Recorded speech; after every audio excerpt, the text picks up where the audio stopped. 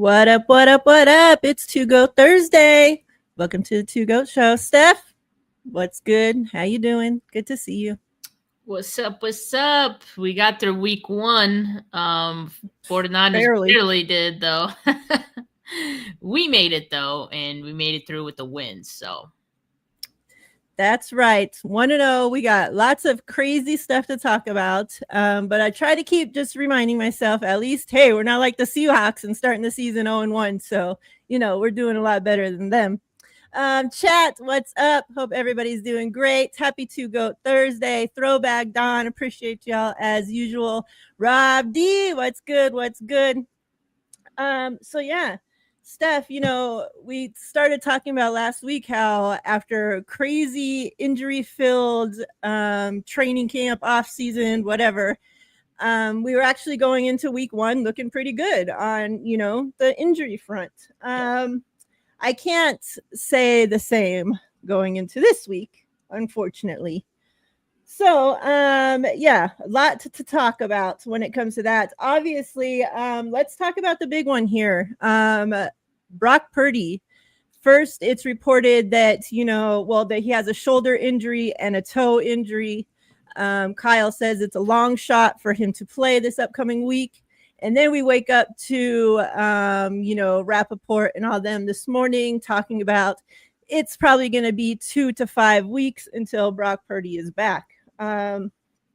Obviously, we got Big Mac attack waiting in the wing for this moment.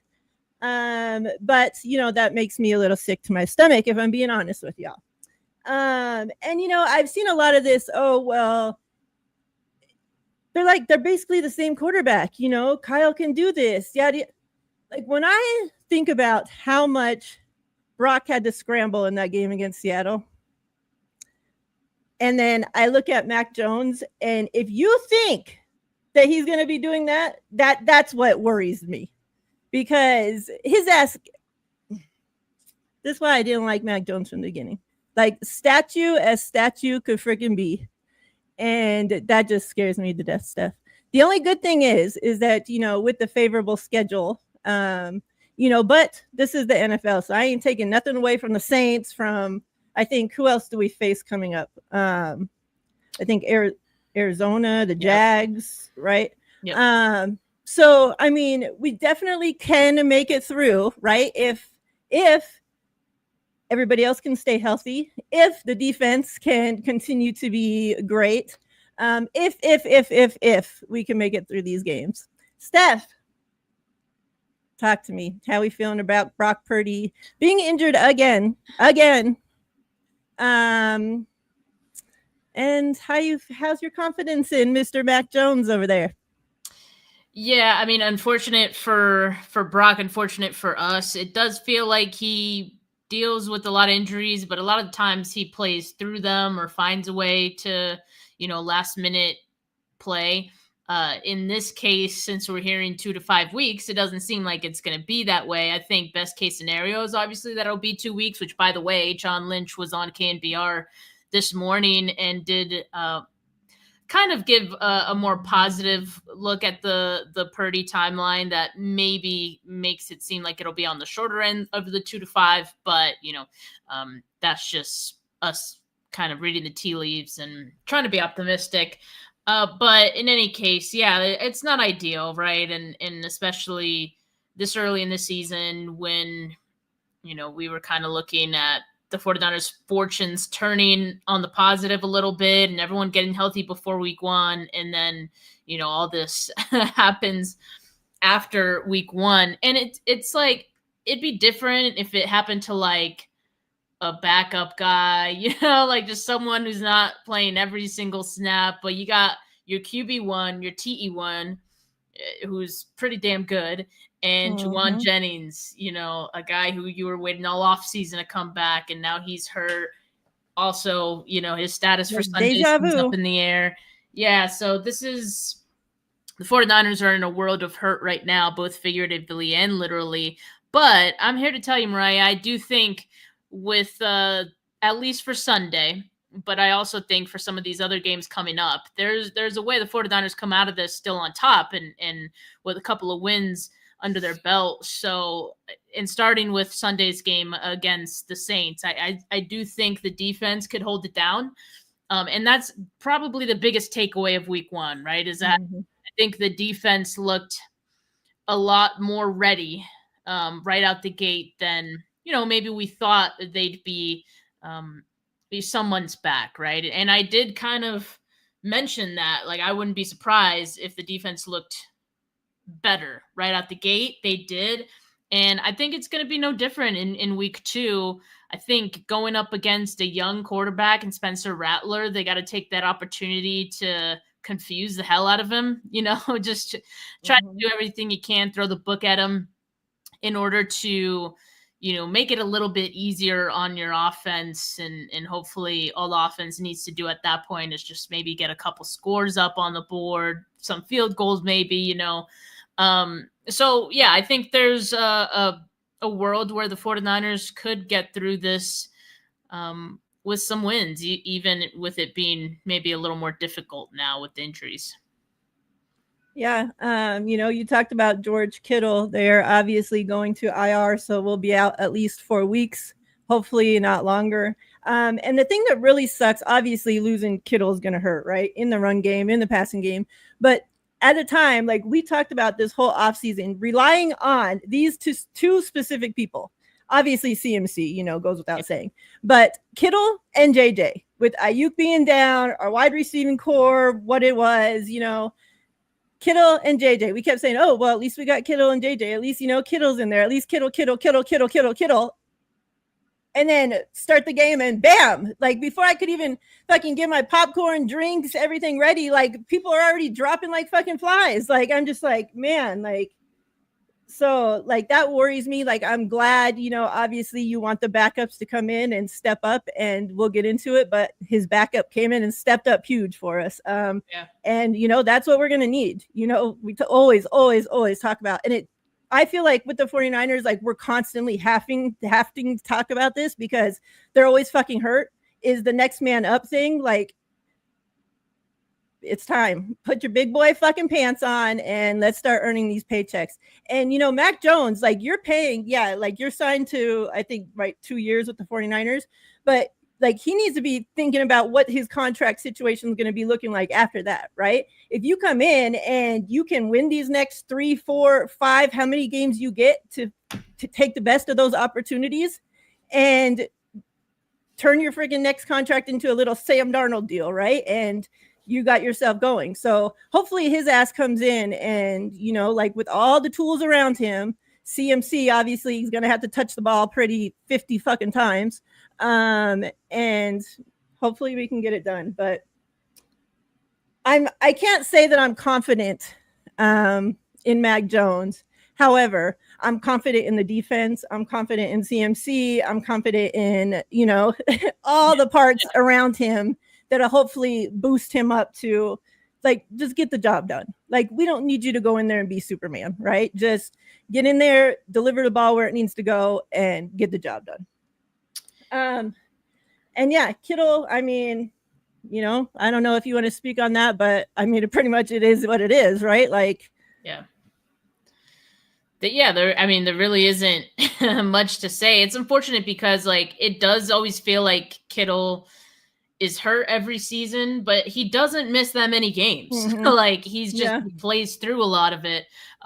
So kind of similar to Brock, but in this case, like it's been a couple years since the 49ers have had to go several games without George Kittle. And I think that's going to be the biggest adjustment of all. Like, honestly, they have gone into games without Brock, without their starting quarterback before under this Kyle Shanahan regime, and I think that's going to be a big adjustment, just losing Kittle, just because there's so much that he does that I think goes even still underappreciated. And, I think that would have been a nice safety blanket for Mac Jones, but he's not going to have that. So like, I think it makes Mac Jones' job harder, like it would have made, or like it did make Brock Purdy's job harder in week one. So yeah, I mean, I think other guys are going to have to step in and step up. You already mentioned Christian McCaffrey. Like I obviously that's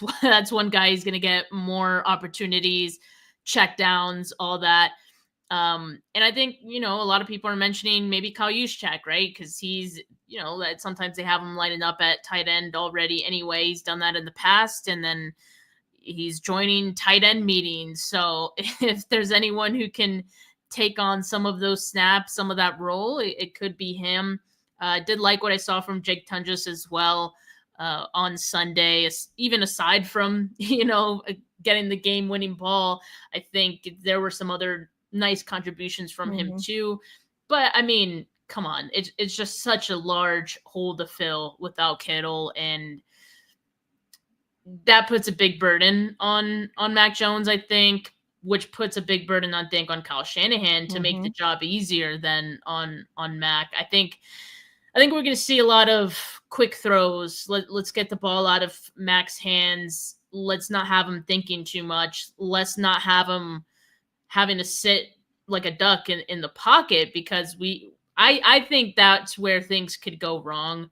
He's not as mobile as Brock Purdy is. Yeah. He could run. He just doesn't, I think, have the same knack for it that Purdy does, and the instinctual. He has a dad bod stuff. Come on. Come on. I've seen him run too, though. He could do it, like forced to, but it's not like this. It doesn't come as natural to him as I think it does with Brock, and you see him just kind of take off. So you're not going to have that as something to fall back on this week. So Mac needs to get the ball out quickly. So that's why I expect, you're probably going to see some check downs, short throws. Don't be surprised, though, if they can make it happen, maybe on a play action or something like that, if a deep pass, a couple of deep shots, because I do think that's the one part of Mac Jones' game that is better than Brock's, just a more accurate deep ball. So I think they take a couple of those in this game. Yeah, that is true. And, we might as well, since we're talking about him and a deep balls, let's talk about somebody that a new addition. Well, I guess you can call him new, an old new addition, Kendrick Bourne, back to the 49ers. Now, I bring that up right now because obviously, he spent the last, a couple of years playing with Mac Jones. He just was asked about it, and, he talked about that. Mac Jones' rookie season ended up being one of Kendrick Bourne's, best seasons. And so, obviously they got that rapport there. Do you think we see Kendrick Bourne in this game? And how much do you think they rely on him and that, that familiarness with Mac? I think we see him, but to what degree, I don't know. I don't think he's going to have that big of an involvement in his first game back. As Kyle Shanahan mentioned, he was asked about this, right? Just like Kendrick, how having him in the past kind of could make things quicker, or having Mac Jones, or experience with Mac Jones in the past, help him acclimate quicker. And, I think Kyle kind of downplayed that a little bit, that, that was 5 years ago, and there's a lot that's different with this offense. They have different names for things, and, just different plays. So there is some new things he has to learn. There are some things that are going to be the same, but I still think there's enough of a learning curve that I don't expect his involvement to be big in this first game. I mean, and yes, Mac has worked with Kendrick Bourne before, and that is notable. I think that will pay off in these other games, but maybe not so much in this one. You have to remember Mac Jones has been working with other guys and depth guys who have been on this roster who are probably going to be active for this game as well. Including Marquez Valdes-Scantling, maybe Russell Gage, and no one gets excited about those guys, but I'm just saying, if there's anyone who has experience with them, it's Mac, right? So yeah, I think that does help. And I think Ricky Pearsall is still a weapon too, even with Mac. And he looked pretty damn good in week one as well. So yeah, he's gonna be relied on heavily too. Yeah, I'm actually, that's one thing we'll, get into this game here in a minute, but that's one thing, you know, I was scared to death of what the wide receivers obviously were going to look like going into the season, you know, like all the injuries and so much unknown. And I actually, and probably most of it all because of Ricky, but like I came away from that game feeling a lot better. Like okay, I guess they didn't disappoint me as much as I was, you know, like expecting or hoping they wouldn't, or, you know, like I guess it didn't look as bad as I thought it was going to be. So hopefully yeah, that continues. But Steph Moody is no longer a 49er. Man, like I don't think like there was no getting through this week without cutting him. Like I could not see, like, after missing what you freaking missed in that game. And it, like, Kyle's reaction on the sideline just said it all. Like when he like balled up his fist, like I said, like if Moody would have been standing right there in front of him, Kyle was swinging on that motherfucker. Like he was pissed. You know oh what that God. looked like, Mariah? It looked like when a parent gets so mad at their kid in public and they're just like, yeah, and they can't do oh, I nothing. can smack you right now, but we're in public.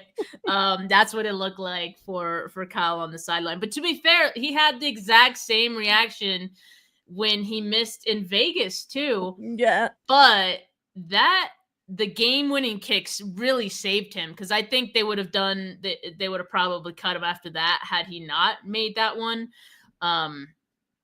Yeah. So it bought him, I guess, another chance. But I think most of us knew that it was inevitable and it was going to happen again. And it happened in week 1 of the season. I'm almost thankful that it happened in week 1. Yeah. And thankfully it didn't cost them the game, because it very well could have. But they moved swiftly, I guess, this time around, and they got him out of here. Yeah, that was the best thing. You know, obviously the fact that it didn't cost us the game, and it, like you said, it was very close to, and that it happened week 1, because miss and get the hell out of here. Like, could you imagine he went perfect in that game, and then next week when we don't have no Purdy and we have to rely on the freaking asshole to freaking win us the game, and then he fucking misses? Like, no, you know, like, get your ass out of here. They're playing with fire. So, yeah, we got Eddie. What's his last name? Pinheiro. All right. So, who his last stints was with the Panthers. And I know his last season didn't go that great for him. He's still one of the best, actually, in the league, still standing, even after a disastrous fucking season. But, you know, like, you're playing for the Panthers, so like everybody sucked. So I'm not going to hold it against him. Hopefully he comes in here like. And he talked about that he was already about to be on a plane to, I think, the Falcons, right? Yeah, and the 49ers called. And so he had the decision to make. And obviously, who wants to go play for the Falcons? And so he made the decision to come play for the 49ers, and talked about, you know, he wants to win. He's, you know, who doesn't? Like, you're this far into your career. You want to go to the place that's going to have the best, you know, the best for you, the best people, the best organization, the best chances of freaking winning, you know, everything like that. So hopefully he comes through for us. But, you know, like, he was asked in his interview, and straight up as could be, like, I got to make kicks. If I don't make kicks, I'm going to be out of here. Like, it's as simple as that, you know? But like, you saw that video, I think it was like one of his very first videos of him walking onto the field, and he's just looking around and just like smiling, like trying to hide his smile, but like just looked like a little kid showing up to, like, you know, his first day of school, like so happy to just be there, you know? And it was just like, hopefully, you know, somebody like that given the opportunity and is so grateful to be there, you know, like that, we can really count on this guy. Like, please, Eddie, don't let us down. Like, we've been through hell, okay? Like, we hate kickers from here on out, but you have a chance. You have a chance to save kickers with the 49ers fans. If you fail us, there's no hope. No hope for any kickers from here on out. We're never getting another one a chance. We're just going to go for it on 4th down, and that's it. Like, that too. The way Kyle was calling that game, keep going for it on 4th down, you knew right there. There was no freaking trust in Moody. I'm like, for him, out of all people, Kyle, somebody that we're banging the table to go for it on 4th down more, and he's actually doing it, and we're like, no, oh my god, like, because it's for the wrong reasons, it's because our kicker fucking sucks. So yeah, hopefully, and I wish Moody all the best. Like, I really, like, he has all the talent in the world, right? Obviously, we know it's a mental thing. So hopefully a change of scenery, maybe he can go back with Harbaugh and work something out, like something. But hopefully he like go to a sports psychologist, get it figured out, because like you're too talented for like this shit to be like this. And two, being on that same team with teammates that you already know didn't trust him, right? Like, yeah. And they talked about they tried to, even George Kittle, like trying to pep him up, but there's only so much you can do, like they're lying through their teeth when they're telling you that they trust you, like they don't trust you. And you've already let those same players down so many time and time again. So it's like they're probably already like sick to their stomach every time they got to see freaking Moody walk out on the field, and it's just like, so if it didn't happen, like we were going to have another Debo situation where he's getting punched on the side of the field, like probably this time by Bosa, and his head's going to get knocked off, so it was better just for everybody that he gets out of there. And Bosa in the interview, he's like, well, I'm never going to turn on a teammate, and it's just like, Bosa wanted to fucking wring his neck. So yeah. Any, you want to touch on any of that stuff? Yeah. I mean, I think what you mentioned of it's good it happened in week 1 and they moved on from that, because what if, it hadn't gone that way and he goes into week 2.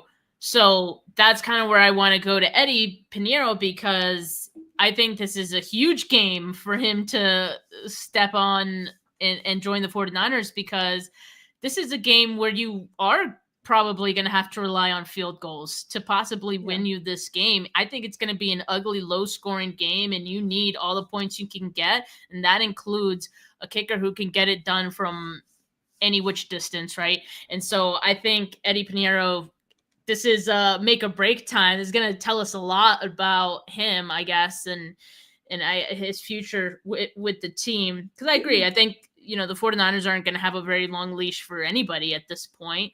And I'm okay with the process of them just signing him or, looking to sign him just based solely on the fact that he has one of the highest field goal percentages.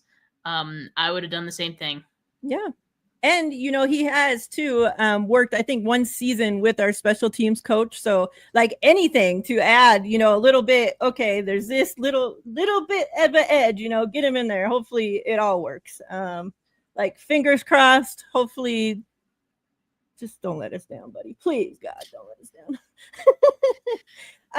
The little bit of injury, to wrap up the injuries, Ken Inman posted for 49ers practice today. So obviously did not participate. Brock Purdy, conditioning on the side with the trainer. We got Jauan Jennings and Trent Williams. Trent Williams was out yesterday with knee/rest.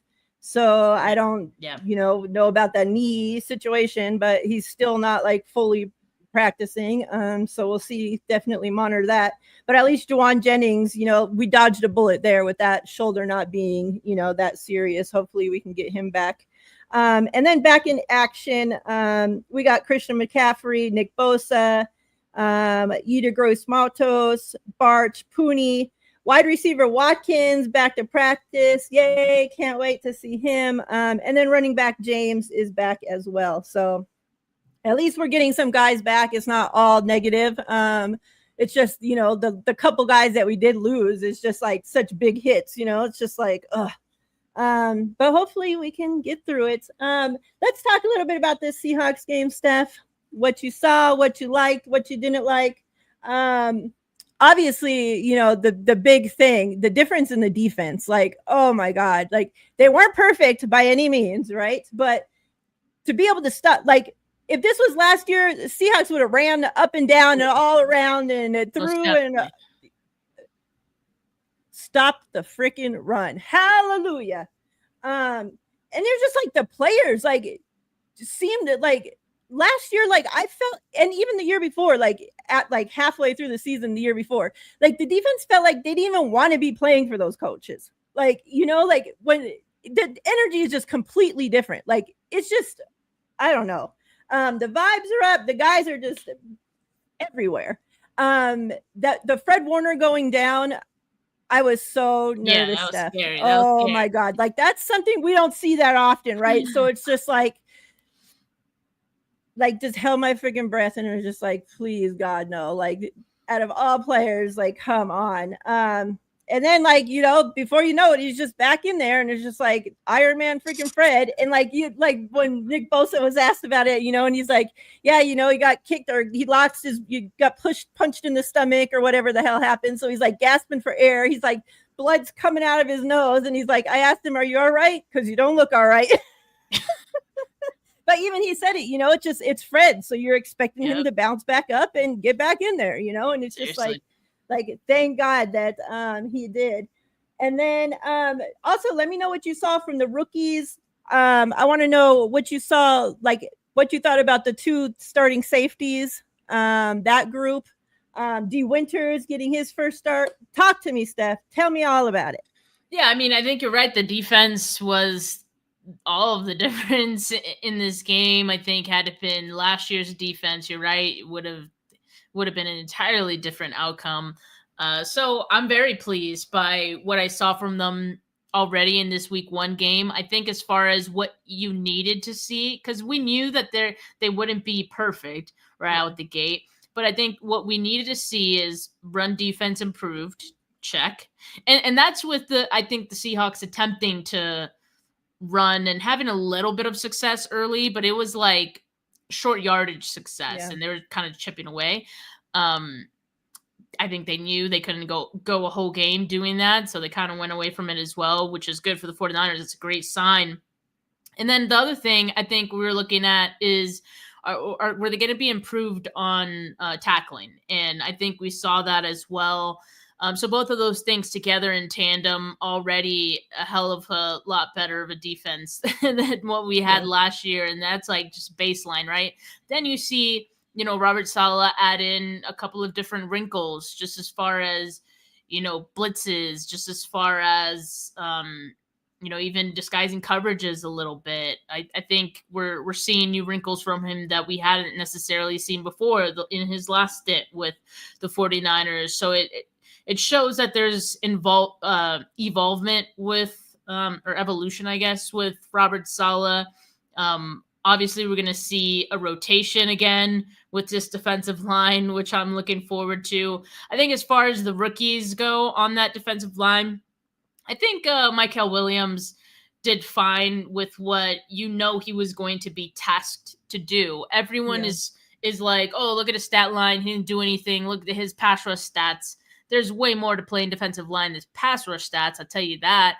And that's exactly what the 49ers drafted him for, or knew that he was good at, the non-pass rushing stuff. Like, this was widely reported and noted on Mykel Williams that he was good on run defense. He was good as an interior defensive lineman.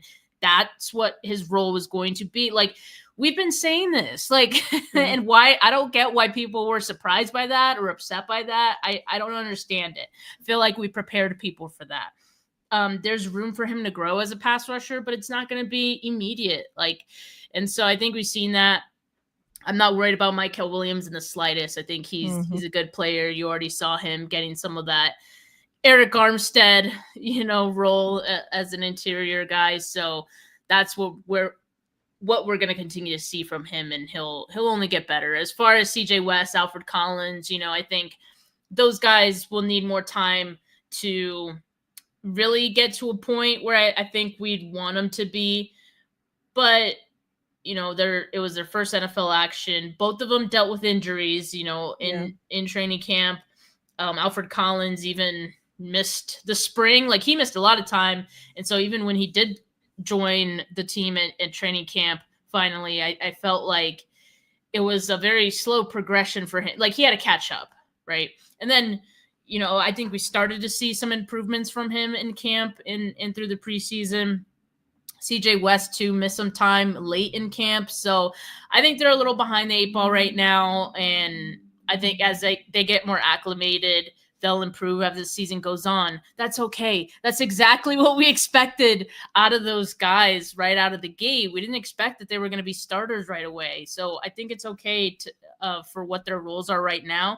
The important thing is they're getting snaps. If the 49ers didn't trust them at all, they wouldn't be getting snaps. I tell you that. So yeah, I think they're fine. Not worried about them.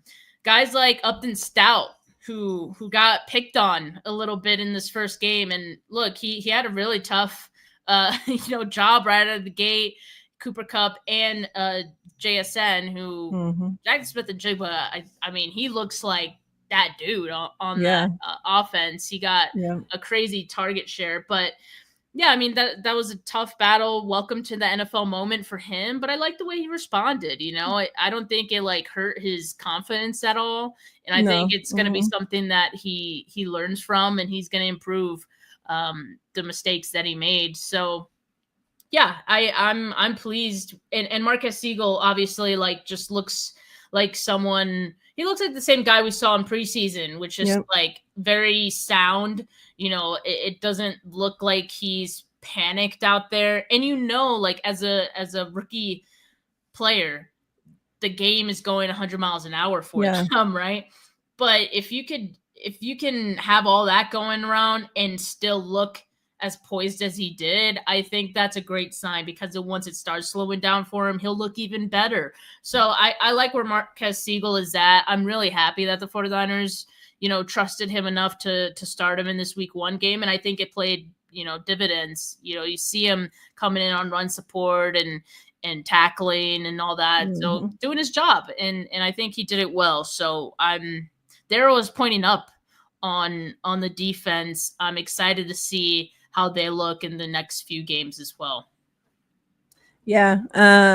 What a stud Siegel is, man. Like, if that's what we like, hopefully, like that's what we can expect from him, like from here on out, and it just continues to get better, because like, holy shit, like and his confidence too, and that's what always from those back positions, like safety and corner, like you need those guys that are going to be confident, that aren't scared to get in there. And like, he's just laying the freaking boom on guys, like running in there, freaking pounding the fucking running backs. Like, he ain't scared. Like, the running back probably outweighs him by freaking 100 pounds. Like, he ain't scared. Like, like that's what you love to see. Like for so long we had some safeties that were scared to tackle and couldn't do shit. So it's very nice to get these young guys in there that seem to be studs. And like Ty said, and like you brought up about Stout, and it's going to continue. Like, they're going to pick on him. They're going to go towards the young guys. All it takes is, them seeing, like it worked this week 1. We're going to continue. Now that's going to be the game plan from here on out until like he just steps up and shows them like, hey, like you can't pick on me. And if you do, like, I ain't going to back down, and that's my biggest thing for him. Like, you've seen him get beat, and like we've had guys in the past that would have went over there and sat their freaking ass on the bench and sulked and then got into their head and came into the game and were complete dog shit after that and got, freaking blown up. And you didn't see that happen. Like, okay, he got beat. He came back into the fucking game and put his head down and went to work, and like, that's what you want to see. Like, not once did it look like he lost his confidence. Like, none of that. And so like, that's all you can ask for from these young guys. Like, it's their first freaking action. So like, and like, it's like the same with the guys on the D line. Like, I'm not worried about any of those guys. If it's going to take time. And the injury thing's huge, like, and plus with the O-line and D-line, like when they were freaking healthy, like you couldn't hit, like there was no pads, it's like, so they missed like crucial time, like it's going to take time. So yeah, I was very happy with what I seen from them. D Winters, a freaking stud. Like, dude, I'm so glad, like wow. Holy shit. Him and Fred together, like, like I don't want to like get ahead of myself and say, there's no drop off or whatever, but I'm very, very impressed with the way the linebackers, held up. And from Dre to D, we continued chugging right along. Just keep our guy Fred healthy, and I think we'll be good. And then obviously, Tonjes, like coming in, like getting your first catches like ever in your NFL career, and like at a time that we needed you the most, you know, like I don't like still Brock says he wasn't throwing that ball away. Even when you listen back to the TV, like when they're calling the game, they go to say that Brock's throwing the ball away, and then they say, "Oh, he comes down with it." Like, so who knows if he was? I don't know. But I don't think he was. Regardless, whether he trusted him, and on that same play too, remember where that's when he goes to CMC, right? And CMC's covered, and then CMC goes out of bounds, comes back in, right? And CMC, like you see Brock look back over to CMC, and CMC's telling him, no, like don't fucking throw to me. I just came, you know, like I stepped out of bounds. So I'm very, you know, like glad that we at least have some guys on this team that are smart enough to know, you know, like to be signaling each other, like don't let Brock fuck up because he can't see what you're friggin' doing over there, right? So like I'm not gonna leave it up to Brock to know that if CMC went out of bounds and then your ass is fucking coming back in and Brock's just expected to know, you know, like that you stayed in bounds the whole time, you know. So the fact that CMC was aware enough to let him know, and Brock, like we take his scrambling ability, like when this guy first got on the team, like I swear I looked at him and thought of Mac Jones. Like I was like, oh my God, we got this little white kid that's going to just sit in the pocket, get creamed, right? Like can't freaking move, like so small. I'm just like, oh my God, like Kyle couldn't get Mac Jones, so he got Brock Purdy, right? But thank God, like that ain't the case. He's got both. Yeah, now he has both. Like, oh boy, let's hope freaking Kirk Cousins don't make his way as a third. Then we're really in trouble. But yeah, I was, you know, a lot to clean up, like we said, but very impressed with the defense. It's nice to just have our guys back. Just, oh my gosh, just what a freaking difference.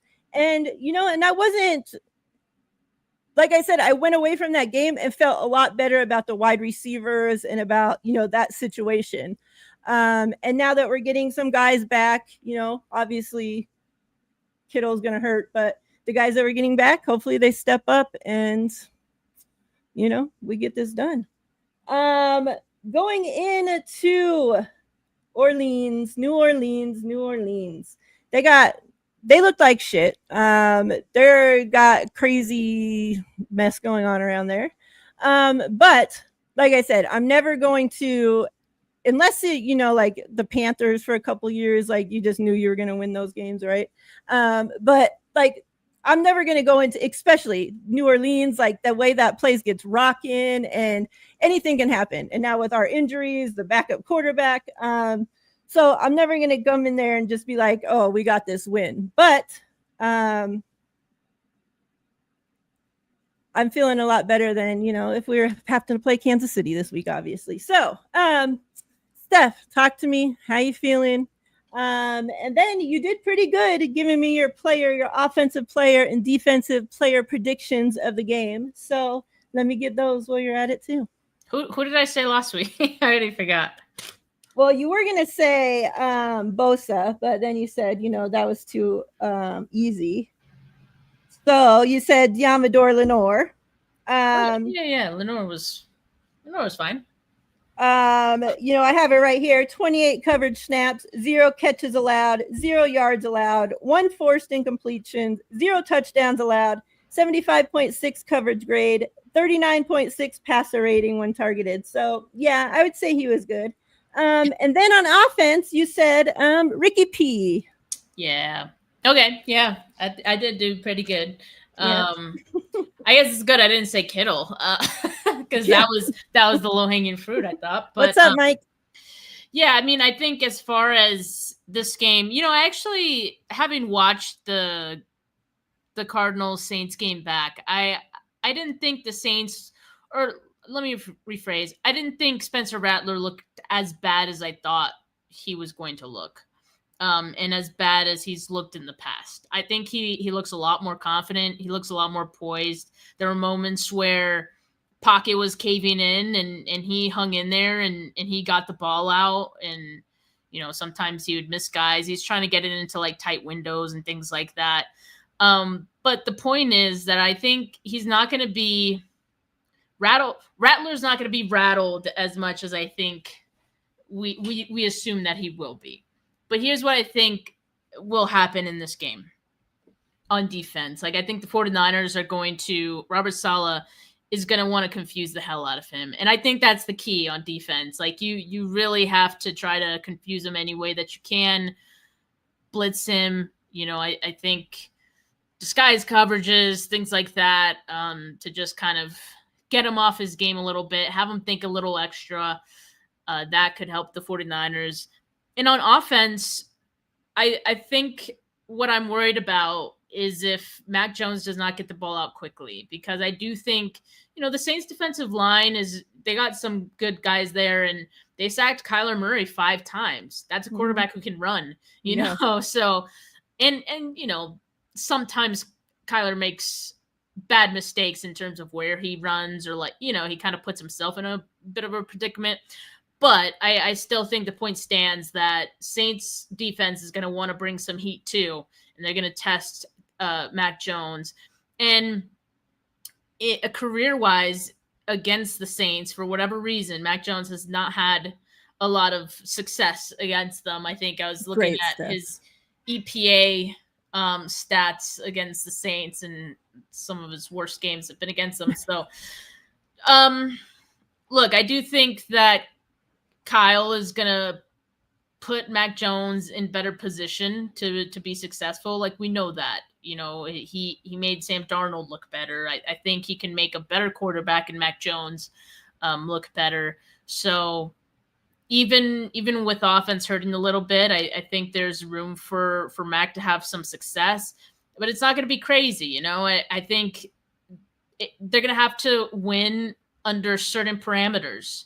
And everything has to kind of go right for that to happen. I think Christian McCaffrey obviously has to, have large involvement in this game, be an outlet as a check down receiver. I do think that Mac, I mentioned it earlier, like he has a better deep ball. I do expect that they'll try that a few times in this game.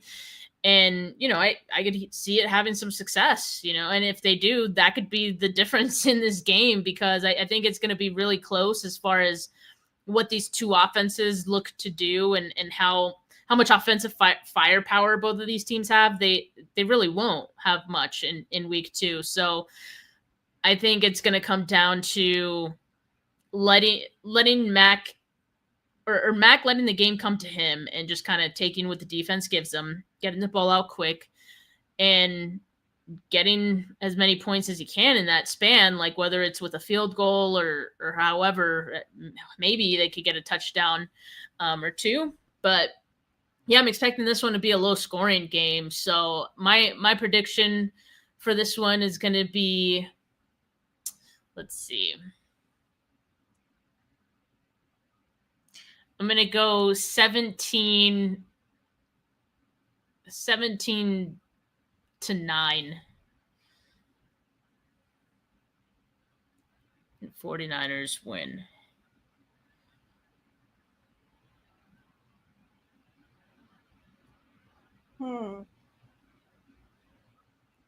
Low scoring. I think. And did you give me your players? No. So what? Okay. What? Well, I think of my score. You give us the players. What breakout? What is the question? Your players of the game, offense and defense. On offense, I think it's going to have to be McCaffrey.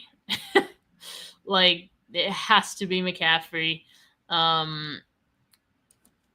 Defense, I think.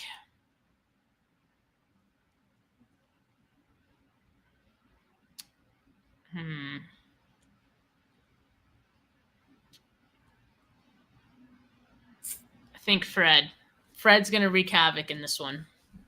I mean, he does every game, but like I think there's going to be like a momentum shifting play made by Fred Warner. We need maybe a turnover. Fred pick 6. Fred peanut punch covered by D Winters. So score, I'm going to go 20-10 49ers. Wow. Okay. And last week, just to update, we both got it right. We both had said 49ers. I had said 17-23. You had said 19-24. And the score was 17-13. I'm not doing like the per point thing. Like I'm just whether we got it right or wrong this year because that was too much to fucking keep track of. Okay, yeah. You were way off last year, so yeah. Give yourself a chance to win, huh? I need to give myself a little, boost. Collusion. So we as well as the 49ers are starting off 1-0. Chat, what's your score predictions? Let me see. We got Foot says 17-14 Niners. New kicker wins it. How great would we feel if Eddie Pinheiro gets us the win in New Orleans? Like having a kicker that we can actually rely on. It'd be electric. Electric. Like, oh man. After I don't even want to say it. No, I'm not gonna say it because freaking Ty's already calling us the two jinxes. So I'll just keep my thoughts to myself. He's just mad because his favorite player in the world, Jake Moody, got the boot. Ty was in here banging the table for and Moody we were saying right. He's gonna make you guys eat your words. He was acting like freaking what's his face. He's accepting apologies. Like he needed to be like Jake Moody's lawyer. Yeah. Always backing him up. Rob says 17-10. I'm hoping 49ers. Don says 19-9. Niners win. Mike. Holy shit. Who's gonna score all those points? Yo, Mac Jones breakout. Good. Mac's gonna have the game of his life. He's gonna be running them in and everything. 2 rushing touchdowns for Mac Jones. Shit. John Bryant probably moved because Moody's gone. He had him drafted on every freaking fantasy league, so who knows what he does now. He drafted Jake Moody with his number 1 overall pick, so now his fantasy teams are shit. Running backs going crazy this games, and Jones throws 1. So we're gonna score all those points, and Mac only throws 1 touchdown. Mike, what are you smoking on? Leon says, what's up, Leon? Says set 27-17. Let me see. What did you say? What's this? Can I just say something? We all know Purdy is not the long. Oh, yeah, I had seen. Let me see. He had said this earlier, too. So he says, we all know Purdy is not the long-term answer at quarterback, right? I know we're stuck for a few years, yada, yada. But deep down inside, we all know he isn't the guy. Am I wrong?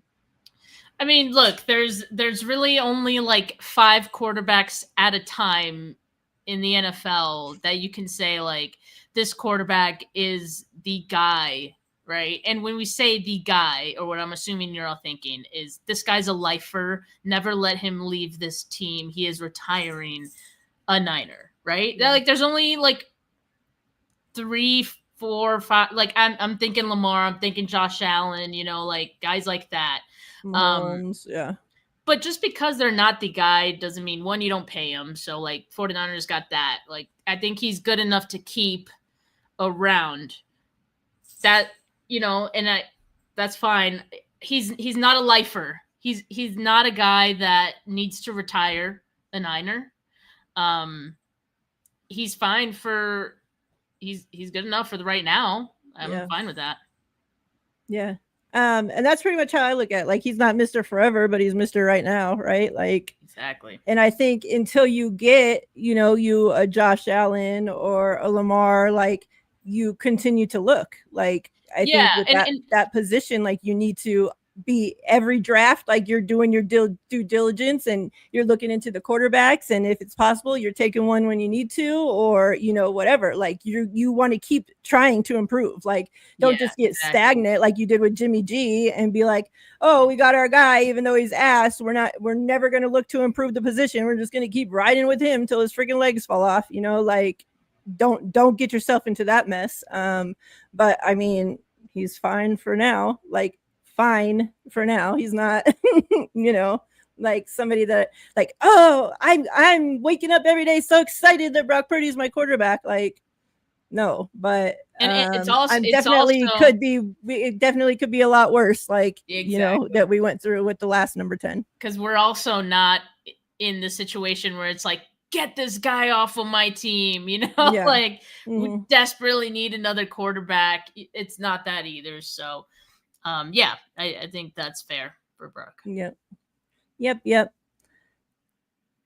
Brock does a lot of things really well. The guy threw the game-winning pass with the screwed up shoulder and toe. Give the guy some credit. And yeah, I definitely think like there's a part of the fan base that is way harder on the guy than like they literally act like they're watching Jimmy G out there, and it's like it's not that bad. Like, come on, like the guy does a lot of good stuff. Like we've won a lot of games because of Brock. Like, we don't get to the playoffs, we don't get to the Super Bowl without Brock Purdy. Like, like he came in and freaking saved our asses. So he definitely does stuff great. But is he, our next Joe Montana, Steve Young? Like, I don't think so. But yeah. Steph, what else you got going on? Nothing else today. I had my show with Wayne earlier today. If you guys want to check that out on my channel, tomorrow have my preview show with Kyle Posey of Niners Nation, as well as Coach Desi joining us again for the preview shows to talk about all these injuries. Unfortunately, we have too much to talk about already in week 2, but excited to have her back on. She'll be joining us every Friday, so make sure you guys check that out. Make sure you check it out. And Steph and I will be back every Thursday, same time, 3 Pacific time. So make sure you come through. Like, subscribe, both channels, Steph 49K and Faithfully in Vegas on YouTube. We appreciate you all. Chat, you guys have been awesome, per usual, the best out there. I hope you guys have an awesome, wonderful, safe rest of your week. And get ready for this game. We got to go get a dub, Faithful. We're starting off 2-0, baby. Let's go. We'll see you guys next week. We out. Stare at Steph. Now's the time.